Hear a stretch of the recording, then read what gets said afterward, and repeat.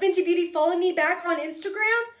We have to do almost a full face of Fenty Beauty. Not me blushing. Also, Ulta Beauty just gave all of us ambassadors a Fenty Beauty masterclass, so I can even share little tips and tricks. They so kindly restocked me on my soft lit foundation. I love this, but today I want to try something new. I think of the Fenty Ease Drop Skin Tint. I think of this queen right here.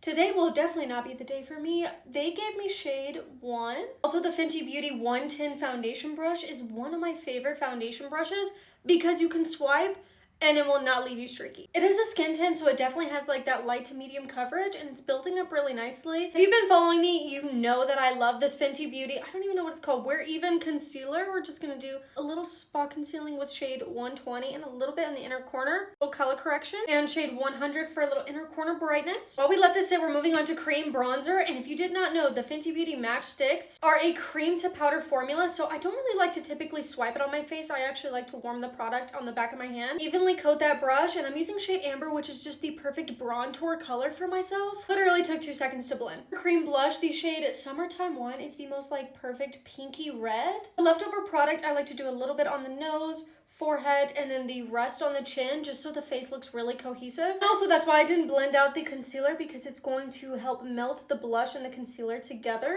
You can definitely see a difference. Skin is looking so plump and hydrated, and you almost don't want to get rid of the glow. One of the tips from the masterclass was to actually set the face with the Invisimatte, because not only is it a blotting powder, it's also a setting powder. Powder bronzer in shade Into Sun 01. I actually really like this color when I'm just doing very light makeup. A tip I like to do with the leftover powder bronzer, I just lightly sweep over the brows just so there's no powder. And we're just mainly doing Fenty Beauty products, but just for this little tip, I don't have a Fenty Beauty powder blush. In the masterclass, they said to load up your powder blush. Also, with a light layer of the Invisimatte, this will help tone down the blush, give a more even application, and won't be super pigmented straight on. And this is going to be the side with just the powder blush. Just a little bit more intense, and it actually looks less blended than the Invisimatte. It's actually a really cute little tip. To lock everything in, this is the new Fenty Beauty You Mist setting spray. So excited to try this. It's a nice mist. First impressions for the setting spray, I like that it didn't make my hair or my ears feel crunchy and weird, as well as my face. And I can already tell this is gonna leave such a pretty glow. Now for lips, lip liner was Peanut Butter, and now it's time for Blazed Donut. And lastly, Fenty Glow Heat. Now that is the lip and a Fenty Beauty face. Thank you so much, Fenty Beauty, as well for the follow.